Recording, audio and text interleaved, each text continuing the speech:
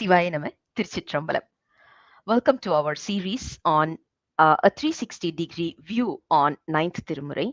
Today, we are going to introduce a beautiful program which is Insights from Thiruvisaippaa. It's going to be a spiritual perspective in English. This is planned to be a continuous program, so at least by God's grace, we are hoping that this will happen on a monthly basis. But if He wants to increase the frequency, it's up to Him to do it. So we are open for it. So today, from today onwards, we are going to start with the insights from Thiruvisaippaa, which is also taken as the ninth Thirumurai when it comes to the 12 Thirumurais. Today's talk, today's speaker is a very well-known speaker who has done a lot of talks, especially in Tamil. And he's also one of the management consultant, and he's also working as a visiting faculty. His qualification is mainly on engineering, and at the same time, he's also a MBA holder. He has a lot of spiritual experiences that he would love to share with us and especially guide youngsters in the path of spirituality. He takes it in a very real and at the same time more easy manner for all of us to relate with. He has a special devotion for Lord Muruga. So he is always moving on with Lord Muruga's devotion. And I guess Lord Muruga is the one who's guiding him as a guru as well, because you can see that kind of a devotion while he's talking. Without further ado, let me hand over to our beloved brother, Srinivasan Ayya. So let him continue his talk. Sivaya Nama. Shivaya Nama, Tiruchitrambalam. It's a matter of great privilege and pleasure that I'm meeting all of you in this virtual forum to talk about Thiruvisaippaa. So, as you all know, Thiruvisaippaa is one of the 12 Thirumurais. This is the ninth Thirumurai. It's an anthology of verses of nine exalted yogic masters. And this virtual forum has been doing wonderful work in spreading the message of Thiruvisaippaa, in making people aware of this great literary and spiritual work. So my attempt here is to look at some few spiritual insights from Thiruvisaippaa verses. Thiruvisaippaa, as when she was introducing, she rightly said we need to have a 360-degree view because we can look at it from various dimensions. We can look at it from a literary perspective. We can look at it from a spiritual perspective and so on. But today we are going to talk about what kind of spiritual insights we can get from these verses.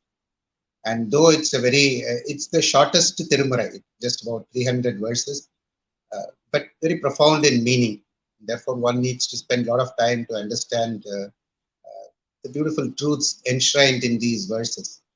So we can take them one by one, and my plan today is to take up the first decade, so what we call as a Padigam, the Padigam which consists of 10 verses, we call it as a decade.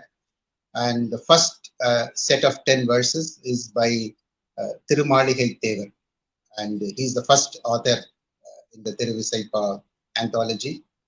And he has sung four Padigams, 4 decades, so totaling up to 45 verses.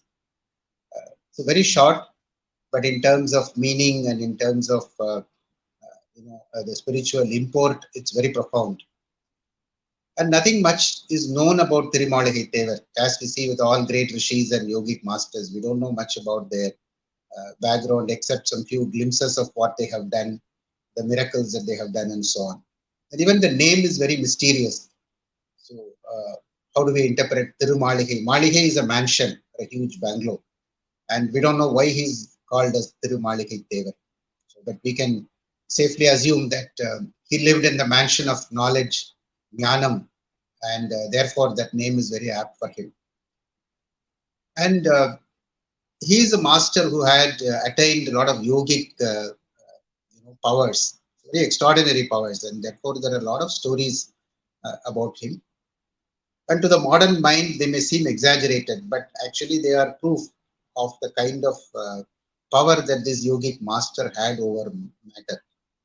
So, and the physical matter was under his control, and his miracles were like, common, should have been a very routine activity for him. When there was a need, he did it. It's not that he planned to do it. So there is one particular verse which lists all the miracles that he did, and they are all nothing short of a miracle. So the verse goes like this. It says, Kudambar Visimbidai Nirvi, Gunapam Nadandida Yaki, Kodinji Potrer Vadangadatri Oti, Madil Nandigalai Varavadaitu, வரைநன் காட்டின் உடம்பின் எழு புகை மாற்றி பொங்கணர் பாத்திரம் சுவற்றி உணவதாய் வெந்திடும் பயறு முளை செய்து எமக்கு அருள் திருமாளிகை தேவர் இணைத்தாள் போற்று. I'm not going to go into the stories of these miracles, but it shows what kind of divine personality he was. It talks about how he once made a corpse walk on the roads, how he threw his puja articles, the vessel of water and flowers, and made them remain stationary in space, and how he brought down the rishabam or the nandis on the idols on the fortress wall of the temple. He brought them down and made them fight with the king's army, which came to imprison him, and so on and so forth. He made the smoke coming out of a cremation ground. He made it fragrant and things like this. So all these extraordinary acts are proof of the kind of divine realms in which he lived. And therefore, this ordinary world of matter was, a kind of play for him.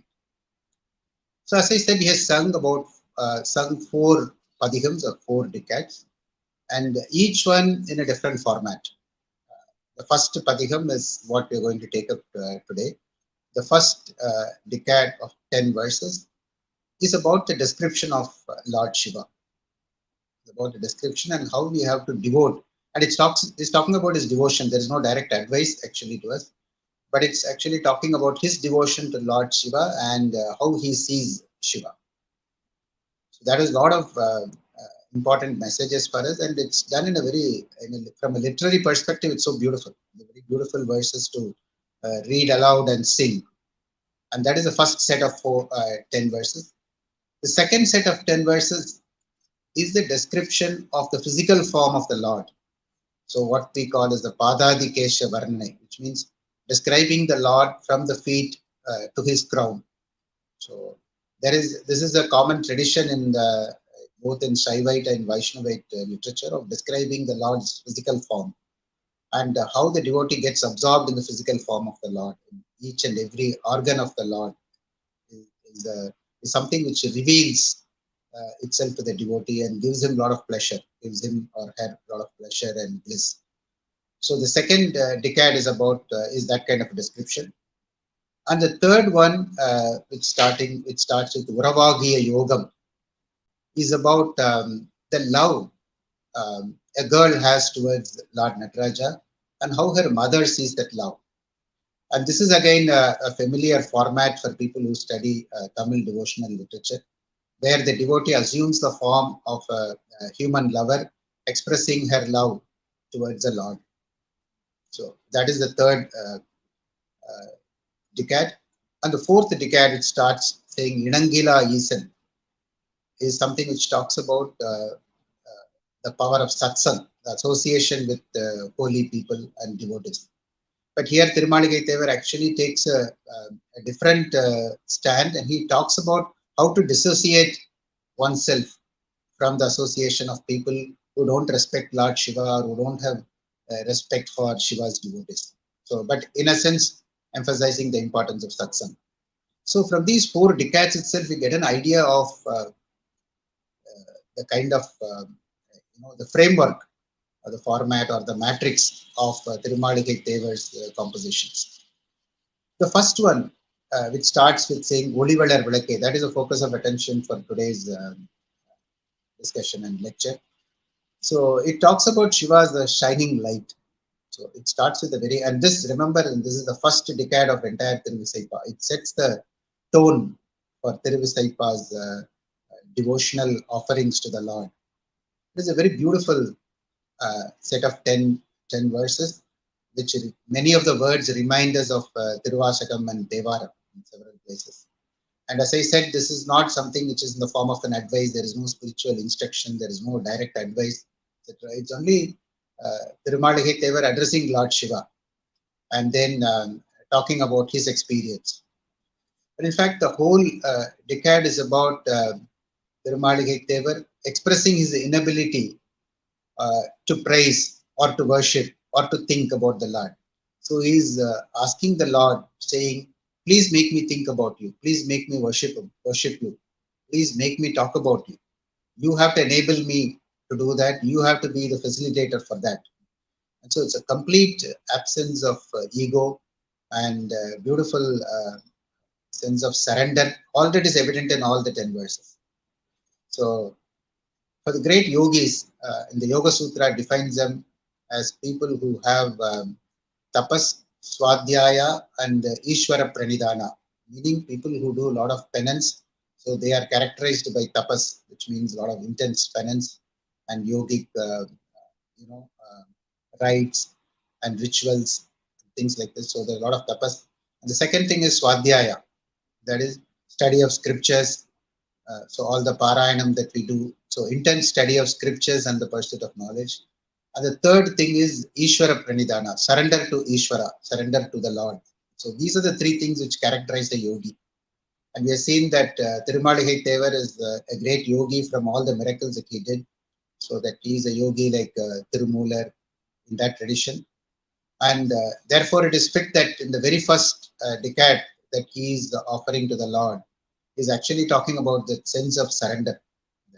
Every verse ends with saying, Tondanen Vilambuma Vilambe, Paniyuma Paniye, Isayuma Isaye, meaning please allow me to do that. Please ensure that I am doing this. Please ensure that I am able to talk about you. Please ensure that I worship you. Please ensure that Ninayuma Ninaye, that means please ensure that I am able to think about you, and things like that. So with that, that itself is a big lesson for us, saying that where there is the real devotion comes where there is an absence of ego. And so I think that is the first indirect message, because directly he is not teaching us. But from the way Thirumaligai Thevar is composing these verses, we can get that spirit of surrender to the Lord and the absence of the ego. So the very first verse, the first words are very arresting. It starts by saying, Ulivalar Vilakke is the eternal shining lamp, and that light is spreading all the time. So that is a Ulivalar Vilakke, Ulappila Ondre, Unarvusul Kadandador Unarve. தெளிவளர் பளிங்கின் திரள்மணிக் குன்றே சித்தத்துள் தித்திக்கும் தேனே அழிவளர் உள்ளத்து ஆனந்தக்கனியே. So he starts addressing the Lord with multiple epithets, so various ways of describing him, and that is the pattern throughout these verses. So he describes the Lord, and then he says, I want to worship you. Please ensure that I am able to worship you. I want to praise you. Please ensure that I can praise you. So this is the format of all the 10 verses. And in these format, what we see is very beautiful description of Shiva. And this is a kind of description that we need, which will allow us to meditate. We want to meditate about the Lord. We don't know much about the Lord. So whenever we want to meditate on something, that we need to know about it. The object of knowledge, we should have some knowledge. And that's what we get from these spiritual verses. Like in this 10 verses, if you look at collectively all the epithets Thirumaligai Thevar uses, the way he addresses the Lord, the way he invokes him, gives us a lot of clues as to how we should see the Lord, what kind of perspective we should have, how we can think about him, how we can contemplate on him, and how we can meditate on him. So, for example, in this first verse, he says, he addresses the Lord as Olivalar Vilakku, ever shining light, Ulappila Ondru, one that is never destroyed, the permanent, the ever shining one, Unarvu Sool Kadandador Unarve. He is the principle of intelligence and awareness, but which is all beyond all the limitations of human intelligence and awareness. Thelivalar Palingin Thiral Manik Kundre. He is like a mountain of a coral mountain spreading light. Chittatul Tittikum Tene, a nectar which is so sweet that it is within our own chittam or within our own mind and consciousness. and there it is full of sweetness. Again, he emphasized the point saying, Alivalar ullattu ananda kaniye, inside the heart, inside our mind, and it is like the fruit of bliss. So if you look at these, put together all these descriptions, you will find that actually we are seeing what we call as the Satchit Ananda description of the Lord. Because in the Vedas and the Upanishads, but in all our Shaivite scriptures also, God's nature is described as the combination of Sat, Chit, and Ananda. And Sat refers to the eternal reality, Chit refers to the principle of intelligence and awareness, and Ananda refers to bliss. And we say that our tradition says that that's the nature of Lord. And that's why we see him as Soma's Kandar. That is when Lord Shiva appears with Parvati or Uma Devi with Skandan, Murugan in between them as a small kid. It is representing the Sachitananda Swarupa. So where he is Sat and Ambal represents Chit and Murugan represents bliss. So that is the eternal nature of the Lord. And this is what Thirumai Devar is actually describing here. Because when he says Olivalar Vilakku, Ulappila Ondru, he is referring to the Sat aspect of Shiva. And when he says Unarvu Sool Kadandador Unarvu, Telivalar Palingin Thiradmani Kundu, is referring to the Chit or the intelligence and awareness aspect. And finally, when he says Chittatul Tittikum Tain, Alivalar Ullattu Ananda Kani, when he uses those words of sweetness and bliss, he is obviously referring to the third dimension of that Swarupam of nature of the Lord, which is bliss. So he says, so he describes the way Thirumai describes the Lord himself, gives us an idea of how we need to understand Lord and how we need to meditate on him. So continuing in the second verse, he is again talking about the light of the Lord. So throughout in these 10 verses, we see repeated references to Lord Shiva as the light. And in that way, it reminds us of one of the famous padihams in Tiruvasakam. It starts with Sodiye, Sudare, Sol, Voli, Vilakke, where there are repeated references to Shiva as the light in every verse. So this is somewhat similar to that. In the second verse is again talking about the form of light of Shiva, which is spreading in all directions and removing the darkness and removing all the miseries and troubles associated with darkness. He says, இடர்கெடுத்து என்னை ஆண்டு கொண்டு என்னுள் இருட்பிழம்பு அற எரிந்து எழுந்த சுடர் மணி விளக்கின் உள்ளொளி விளங்கும் தூய நற்சோதியுள் சோதி. So several words relating to light. We say Shudarmani Vilakku, Ulle Ul Oli, Jyotiyul Jyoti. So several words are used to emphasize that light aspect of the Lord. And then finally he even says, again when he calls the Lord, he says, Ayanodu Malariyamai Padaroli Parappi Parandu Nindraye. He is referring to that story which everyone knows associated with Tiruvannamalai, where the Lord stood as a pillar of light, and both Vishnu and Brahma were not able to see the bottom and the top of that infinite pillar of light that appeared before them. So, as I said in the second verse, the light, seeing Shiva as light, is emphasized here.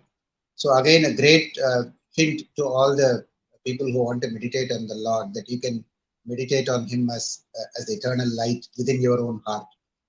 And emphasizing that in this second verse, Thirumai Devar talks about Ulloli Vilangum Tuya Natchodiyul Jyoti. Ulloli, when he says Ulloli, that means the light which is within. He's referring to the light of our own self that shines within. And he says that is the Jyotiyul Jyoti, which means that the light of all lights or the light behind the light. And that purifies us, and therefore he says Tuya Natchodiyul Jyoti. So this is the second verse. And in the third verse, the same tone, Thirumai Devar continues. He's talking about how the Lord makes you think. Therefore, he says, I want to think about you, I want to meditate on you, but you will have to ensure that you will have to think that first I have to think. So, something similar to what Manikavasagar says in the very first, in the opening song in Thiruvasakam, where he says, Avanarulale Avantal Vanangi. That is worshipping the Lord with His grace. Therefore, it is His grace which allows us to worship Him. And in that perspective here, Thirumalagai Thevar says, Tondanen Karuduma Karude. I want to meditate on you, but you will have to think. You will have to first ensure that that happens. So in this third verse, again, various ways of describing the Lord. He says, Tarparam Purule, Sashi Kanda Shikanda, Samakanda, Andavana, Narperum Purulai, Urai Kalandu, Unnai, Ennudai, Navinal, Navilvan, அற்பன் என் உள்ளத்து அளவிலா உன்னை தந்த பொன் அம்பலத்து அரசே.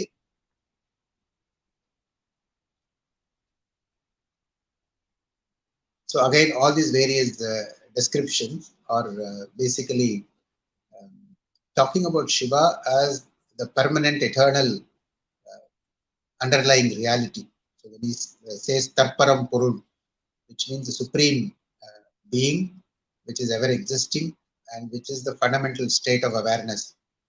So he addresses the Lord like this, and then in a state of utter humility, he says, Arpan en ullattu alavila unnai tanda ponnambalattu arase. And this is the state of all these exalted yogic masters, that they reduce themselves to uh, uh, like a dust particle, as the Manikavaskar calls himself. And so he's reduced himself to a state of zero or nothingness. And he says, Arpan, I'm a very ordinary, limited, and worthless mortal. And in my mind, you came and entered and gave yourself to me. Arpan என் உள்ளத்து அளவிலா உன்னை தந்த பொன்னம்பலத்து அரசே. And we'll have to see that in the context of what kind of miracles Thirumalagai Thevar did and what a charmed life he was leading as a person with a lot of yogic powers. But he sees himself as someone who is so limited and mortal, and it's a Lord who blessed him and gave him all the happiness. And then he continues in the same tone. So we are coming to the fourth verse. And here he talks about the diversity that we see in the world. He says all the diversity gets resolved into that one. And therefore he says, Perumayil Shirumai Pennodu Adai and Pirappu Irappu Arutha Peroliye. Seeing the Lord as everything which is so exalted and everything which is so mundane, and as human beings, as both man and woman, and Urumayir Palabukku Uruvin Endraye. And we see the one behind the many. So today we talk about unity in diversity. So the Lord has actually showing that all the time, that He is one behind the many. And therefore He says, Urumayir Palapukku Uruvinindraye Tondanen Uraikumaru Uraye. So how can we talk about someone who is exhibiting this kind of diversity? So it's very difficult for the ordinary mind to see the unity behind all the diversity. And therefore in this verse, Thirumalagai Thevar is drawing our attention to the fact that we can see God in all the dualities and in all the diversity that we see. So moving on to the fifth verse. So here again is continuing his description. Kolame, Melai Vanavar Kove, Gunam Kuri, Irandador Guname. There is constant debate in philosophical literature as to whether God should be seen as one with attributes or without attributes. So there is a lot of debate between many religions and philosophies. But our Shaivism has very clearly said both having attributes and not having attributes are equally equally present in the Lord. And therefore we have to see even not having an attribute itself can be seen as an attribute of the Lord, that He is beyond all that. And therefore in this verse, Thirumalagai Thevar says, Gunam Kuri Irandador Guname. That is, He has transcended all the qualities and symbols and things like this. So if He had stopped like that, then we have to assume that God is completely without attribute or form. But He ends that word by saying, Gunam Kuri Irandador Guname, that attribute of God, which ensures that He has transcended all the attributes. That means all that is resolved within the Lord. And it is absolutely, from a spiritual perspective, from a philosophical perspective, it's okay to say that the Lord is beyond all symbols and things like this. And it's also acceptable to see God having all the symbols. having all the symbols like Gangai Nayaga, Engal, Kala Kala, Kamanasa. So he starts, in fact, later on in other verse, he's going to talk about Shiva as the father of Vinayaka, father of Muruga. So we can see him with all these attributes, we can see him with all this form, but at the same time, we have to appreciate that he is beyond all these attributes. So in this verse, this fifth verse, Thirumalaikettavar ends by saying, Nalame Tamiyen Natravattayai Tondanen Anuguman Anuge. So when we talk about God in such paradoxical terms, the doubt that will come to our mind, how can we approach someone where there seems to be so much paradox? And therefore here, for us, Thirumalaikettavar is praying, please ensure that I am able to approach you, and you will have to approach me so that I can approach you. So, Tondane Nanuguma Nanuge. So, that is the word that he uses. When we move to the sixth verse, Nirani, Pavalakundrame, Nindra Netrikan Udayador, Neruppe, Verani, Bhuvana Bogami, Yoga Veldami. Again, he is talking about two contradictory things. So, where he says, Lord Shiva is in the form of all the bliss that we experience in this world. Verani Bhuvana Bogam means in this world, the kind of pleasures that we see in the world, there is no limit to it. There is enormous amount of diversity. So people are continuously running after various kinds of pleasures and various kinds of, some according to righteous, some can be even not bound by the rules of righteousness. But the fact is that in this world, people are running after many pleasures. And so all that pleasures is actually Lord Shiva himself. So he says, Verani Bhuvana Yogami. And then he says, Yoga Vellame, meaning that he is also the pleasure that comes or the bliss that comes out of yoga. So Bhogam and Yogam, we see as two opposite things. That yoga is one where it takes you away from the world and it's a kind of interior pleasure, bliss that you enjoy. Whereas Bhogam is the kind of pleasures that you enjoy in the material world. And here we see the resolution of both in Lord Shiva, and Thirumalaikettavar talks about that saying, Verani Bhuvana Bhogame Yoga Veldame Meruvil Veera Arani Sadayam Arpuda Putta Ambanshe Ambalattarase. And all these 10 verses are actually addressed to Lord Nataraja in Chidambaram. So every verse is actually talking about the dance of Lord Shiva and seeing Lord Shiva as Nataraja. Unnai Tundanen Isayumari Isay. How can we talk about someone who's again resolving, one in whom all these opposites are getting resolved? So the Lord has to give us the power to talk about him. Therefore, here Thirumalaikettavar says, Tundanen Isayumari Isay. And in the seventh verse, we see the Lord Shiva as having a lot of, we can see him as a person where he has a friend and he has his own sons. And, we see him entirely as an individual, as a person. And he says, so this verse says, Tanadannal Tora, Shankara, Shula Paniye, Tanuve, Shivane, Kanahanal Tune, Karpahak Kodinde, Kangal Mundru Udayador Karumbe. We see all the symbols and all the associated with Lord Shiva here. That he is the friend of Kubera, the Lord of Wealth, and he is the one who is holding the trident. He is having three eyes in his forehead. And Kumara Vinayaka Sanaka Ambalattu Amarasekarane, and he is the father of both Lord Ganesha and Lord Muruga. Una Kadal Inai en Nenjinul Inida Tondanen Nuharuma Nuhare. So I want to enjoy you. I want to enjoy the thought of you in my heart. And please ensure that I am able to do it. So it's from a spiritual perspective, from a yogic perspective, it is okay to see the Lord as pure light, where he is not conditioned by any form and things like this. And it's also okay to see him as Lord Shiva with all his rich imagery and symbols that we see associated with him. And we see him as the father of Lord Ganesha and Lord Muruga. Then we move to the next verse, which is the eighth verse. It is very impressive. Because here what we see, typically we get caught in a lot of fights with many philosophical divisions and various religious divides and things like this. Shaivism has the maturity to accept that even this discordant or the other kind of religious beliefs, even that is created by the Lord.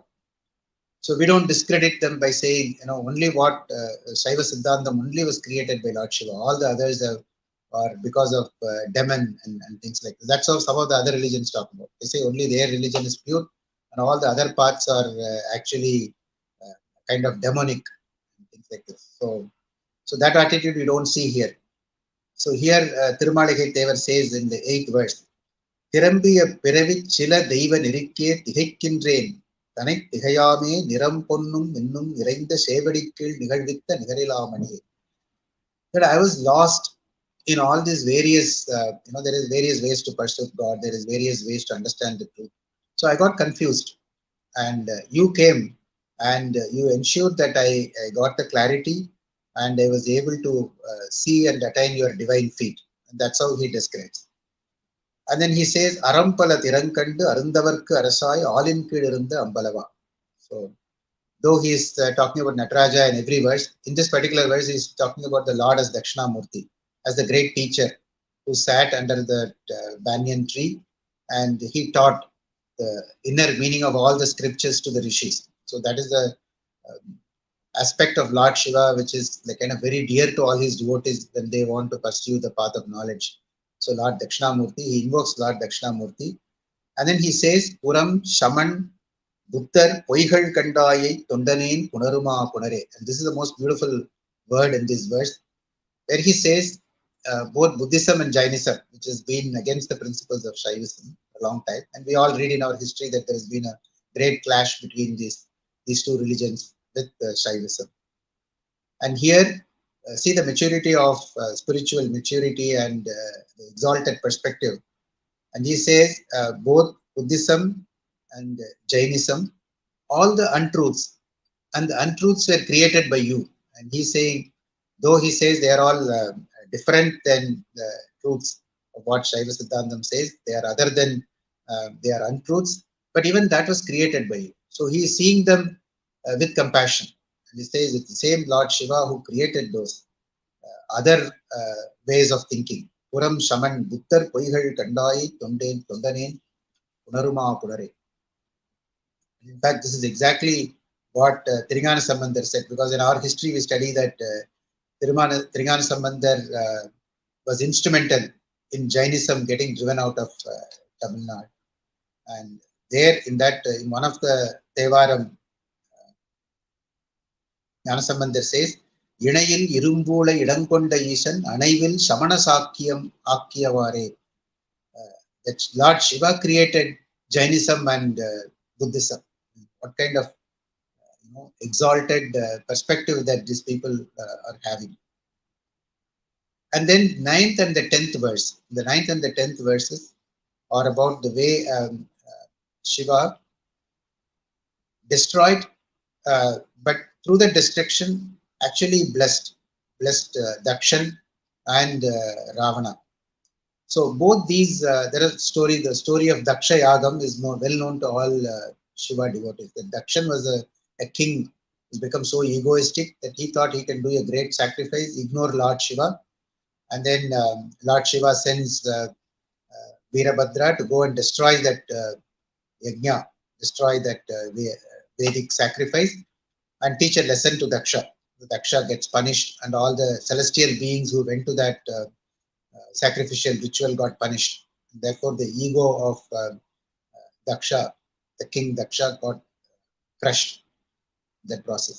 And similarly, Ravana is another personification of ego. He thought he can shake Mount Kailash, and he got punished by the Lord. So these two stories are referred to in verses 9 and 9 and 10. And then Thirumalikai Devar says, "Adanga Vallarakan அருட்திரு வரைக்கீழ் அடர்த்த பொன்னம்பலத்து அரசே விடங்கொள் கண்டத்து M விடங்கனே உன்னை தொண்டனேன் விரும்புமா விரும்பே." That is, I want to, this is a very beautiful way he ends this decade. He says, "I want to like you, I want to love you, but ensure that you love me so that I can love you."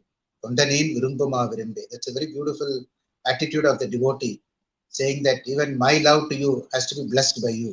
Ensure that you love me so that I can love you back. So with that, he ends his verses. And then, as I said, it's full of surrender and the meekness of a humble devotee.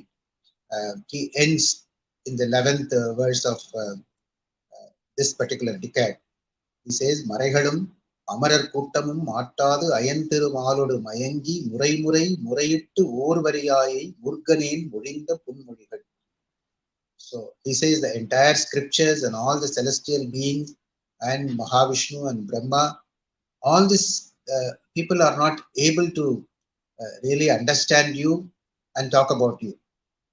And therefore, I had just tried to say a little bit about you. And அரைகடல் அரஞ்சீர் அறிவிலா வெறுமை சிறுமையில் பொறுக்கும்.